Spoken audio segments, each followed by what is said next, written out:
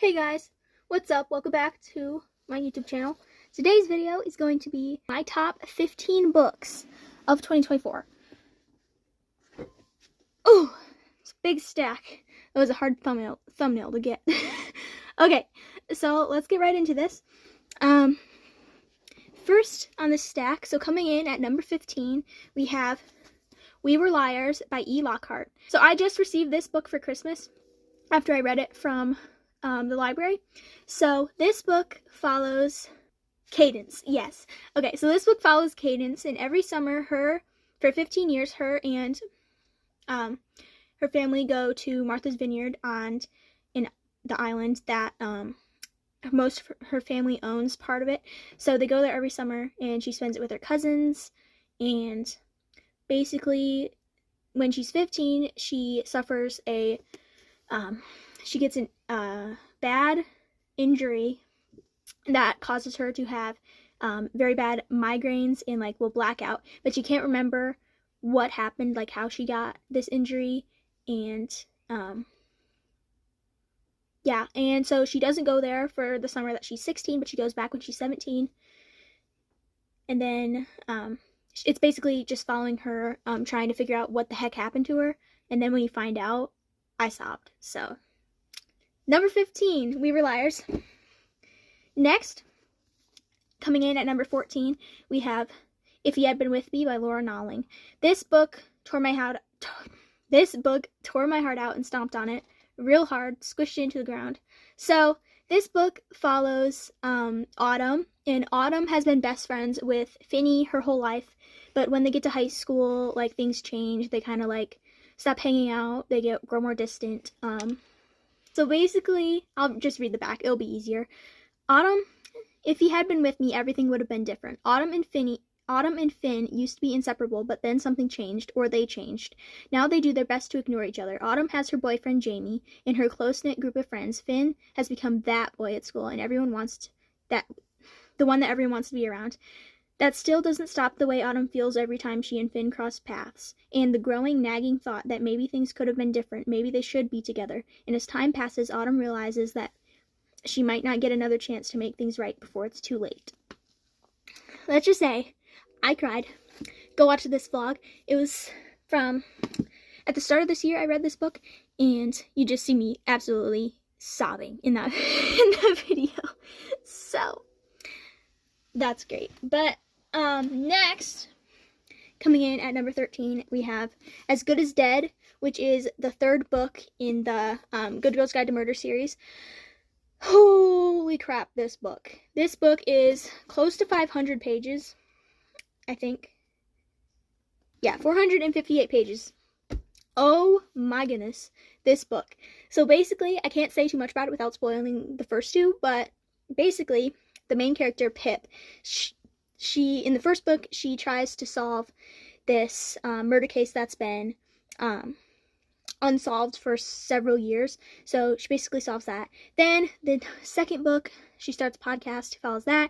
This one, after she starts a podcast, someone starts coming after her instead of her helping other people, I guess. But if you read this, you know what I mean. But holy crap, this book, okay. Next, coming in 12th place, we have The Cheat Sheet by Sarah Adams. And I just got this one for Christmas. I borrowed this from my cousin when I read it for the first time. But, so you see it has a little that. But anyway, The Cheat Sheet follows Nathan and Bree. It is dual point of view, which, gotta love dual point of view. But anyway, so basically Nathan is a professional football player, and Bree is a ballerina, and they've been best friends since I think the end of high school or the start of college. But they're best friends, and both of them are madly in love with each other. But they think the other one isn't, so they don't say anything, and basically follows that. And it's called The Cheat Sheet because Nathan and his football friends make a cheat sheet of everything he should do with Bree to get her to notice that he likes her, basically. And so I'm planning to reread this. That's why I asked for my own copy. And next, coming in at 11th place, we have The Kissing Booth the book that started it all in April. So basically, my cousin gave me this. Shout out to her. I will link her channel below, but go subscribe to her. She makes book videos as well. But anyway, so she gave me this book, and it started my love for reading back in April. It's what started the whole addiction. But anyway, so this, it follows L. It follows L. I knew it was something L. But anyway, so Elle and her best friend Lee, they've been best friends their whole lives. They're born on the same day, but the main rule that they have in their friendship is they cannot date each other's family members. Well, Elle starts catching feelings for Lee's brother Noah, and basically they date in secret, and it basically follows that, trying not to have him find out. But, you know, that's probably gonna happen. So, yeah, this was number 11. Book that started it all. Thank you, Liz. Okay, coming in at 10th place, we have Five Survive by Holly Jackson. One of my favorite authors at the moment. Like, I'm currently reading The Reappearance of Rachel Price, which is her newest book. It's on the cover here. I'm currently reading this. So if I was filming this, like, say, January 1st, and I had all my reading done for 2024, that might make this list. It is really good, but I'm still not that far into it, so it is not going to come, it's not going to be in this video. But anyway, 10th place, Five Survive. This book follows Red and her 5 friends that are going on a spring break trip in a motorhome, and then things start going wrong. Their tires pop, they're abandoned in the middle of the woods, and there's someone there trying to kill them all. And as you can tell by the title, only 5 survive of the 6 friends. This was exceptional. I read this in a buddy read video. Go watch that. I read this in the summer. It was so good. I annotated it just with tabs, though. There's no, like, highlights. But this is a good book. And next we have, coming in at 9th place, The Inheritance Games by Jennifer Lynn Barnes. So basically, this book follows Avery Kylie Grams, and Avery is dirt poor. She's got nothing. She inherits Tobias Hawthorne's whole fortune, his mansion, all his money, everything. But then you gotta, like, figure out why he gave it to her when he has a giant family of people. And, like, basically follows that. It's really good. I really enjoyed it. I'm looking to reread this because, like, I know what happens, but then I also don't. Like, you know what I mean. But I remember loving this, okay? Okay. Coming in at 8th place, we have A Good Girl's Guide to Murder by Holly Jackson. So this pretty much follows Pip, who tries to solve a murder case. I already talked about this when I was talking about As Good as Dead. But this book was so good. So many plot twists. Did not guess who did it or anything. So, amazing. Next, coming in at, I think that last one was 8th place. Anyway, then next we have, I don't own this book. So, next, coming in at 7th place, we have The Selection. I'll put a picture on the screen. But this book was so good. I borrowed it from my friend. So this book follows America, and basically it's set in the future where there's kings and queens, like lots of them. And basically America is secretly dating this guy Aspen, and they're both dirt poor. So he enters her to go and be in the selection to get chose by the prince to marry the prince, and then basically you're the queen. So they enter her in, and her name gets called. So basically she has to go, and she competes in the selection. And golly gee, this book was good. So basically it's like love triangle-esque, like with the prince and with Aspen. I don't know. It was really good. I really liked it. Then coming in at, I'm losing track of what place, I think 6th place, 6th, yeah, 6th place, One of Us is Lying by Karen M. McManus. I think that's how you pronounce her name. But anyway, this book basically follows a group of 4 friends. They aren't really friends, if you know what I mean. But anyway, so they all get detention at the same time, including this other guy, Simon. And when they're in detention, Simon instantly drops dead. And it's only one of the 4 that could have done it. So it's basically one of us is lying. And it's so good. I guessed who the killer was. So that's a little disappointing, but I knew from the start, I'm like, oh, I bet it's this person. I bet it is. And it was. So, but this book was so good. So good. And it's dual point of view. So you get from Nate, Bronwyn, Addie, and Cooper. Amazing. And then I watched the show, which was good. Very good. So, that's that.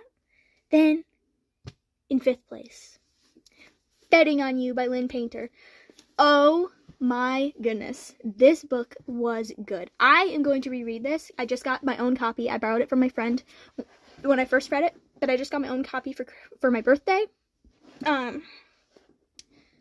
So, this book follows Charlie and Bailey, and basically they're both